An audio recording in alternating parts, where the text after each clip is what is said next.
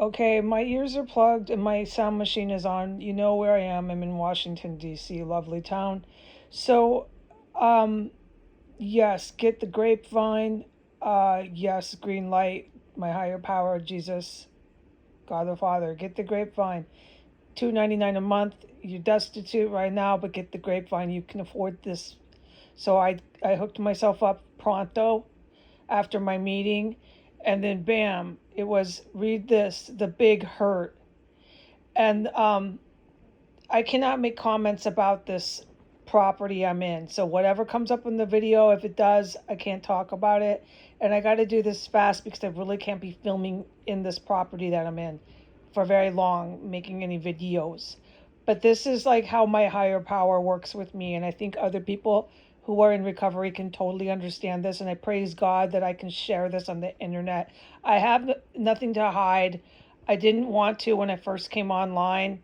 I didn't want all the special ops and everybody to know that I was in recovery. But as years went by, it's been 7 years this August.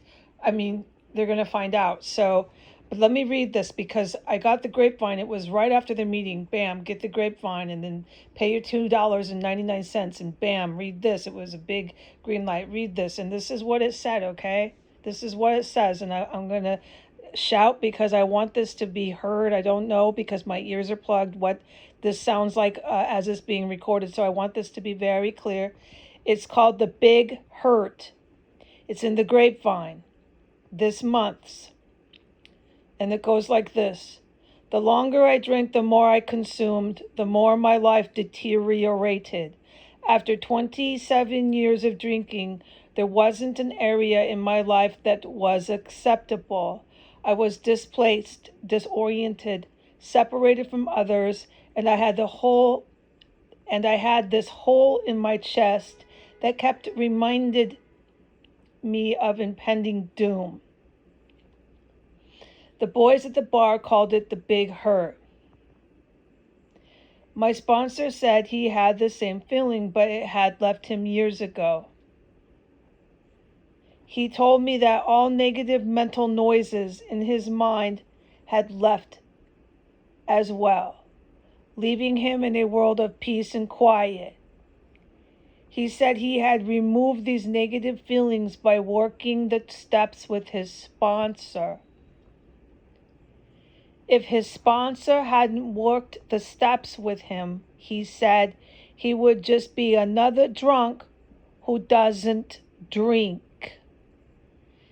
And a drunk who doesn't drink can't fix the problems of alcoholism. Quitting drinking and going to meetings helped me to stay off the booze, but to find success, happiness, and achieve peace and quiet within, I had to follow my sponsor's directions and work the steps. Until I did, I kept relapsing, seeking peace by going back to drinking and failing one more time. My sponsor pointed out that he had never found an acceptable life until he sought spiritual help. Because of his direction with the steps, I too became God reliant and able to live a life I never knew existed. So my higher power just called me out. I couldn't believe he had me read this. Get this $2.99 and read this right now because that's what I've been doing. I ran off with the special ops to take Trump and the Biden White House to criminal military court. They're going to be arrested by the military. I ran off with them and I pretended I wasn't an alcoholic. I told myself I was an alcoholic quietly and I didn't need meetings. And I was just a drunk who didn't drink. And I did really well these last 7 years. But 5 years, certainly. I mean, the whole 7 years, I've been a rock star. I have respect from people who I call the Pentagon Sisters and these Navy SEALs and GRU, I have respect from people I would never have dreamt that ever I would even know. And I give that to sobriety because I was sober 4 years, almost 5 years when I met everybody in the good military. But here I am, and really what I am, and another person in recovery knows that. Until I start going back to meetings and doing my morning meditation and just living a sober life, you have to work at it. It's how I got sober in the first place. I'm just a drunk who doesn't drink, and I knew it. And that's, and then these relatives start stalking and harassing. It was a nightmare. And then, like that, presto, I've been wanting to drink. And with the summer, the weather's coming. I've been tasting the alcohol, salivating. It doesn't go away. I've been going to a meeting every day, and oh no, man, it is there. That relapse is there. So I'm not cooking with alcohol. Nothing is going to be around me. Because I started to think, no, I'm okay. I can cook with alcohol. Now, this is for people to debate. It's a whole nother subject. But for me right now, with how relapse is really dangerous for me right now, and I really want to keep my 11 years of sobriety, 11 or 12. I forget, right? Because I came a drunk who doesn't drink. I stopped counting. I didn't pay attention. And now I'm just, whoa, I'm really close to relapse. So I know I'm sharing on the YouTube for the whole world to hear this, but I'm not sharing at meetings. I'm listening, but I'm showing up, and I should get a service and all that, but I can't go to physical meetings. I can't even film in here very long. I can't talk about anything I'm witnessing. What I'm witnessing in here is jaw dropping. I'm going to witness in my life 2 presidents get arrested, dude. No doubt. After what I'm witnessing in here, these 2, the one that's in office right now and the one that thinks he's running for office, are dreaming to think that these military people are going to let them get away with this. Dude, I know, okay? And here I am. You're talking about AA online, Heidi. These people know you in their what do they call this? I don't know what the Navy SEALs calls this. They know I'm in here, but look, I am myself too, okay? And they've known me for 7 years. So I'm just going to be myself. And I just wanted to share this because I know this also falls on the ears of somebody who might need to hear it, okay? And I mean, I have 11 and 12 years. Yeah, so I didn't drink, but I was just somebody towards the last couple of years who didn't drink. I don't think I had a lot of my character defects back. No, I don't. I think I did. I was doing pretty good because I'm so spiritual. I'm doing pretty good. But it doesn't matter if you're doing good and you're not drinking and you're all spiritual and you go to church. You're going to church. You're doing good. Your life seems good. Your career's good. You know, the next thing you know, man, I'm just letting someone else know who might be struggling with relapse. The next thing you know, once it gets in your brain, you start tasting, wanting to taste it. It's like, I don't know where this came from. I didn't even think about it until all of a sudden my relatives triggered all this past trauma of domestic abuse, all this crap. And then what I witnessed here with just freaking homicides in here.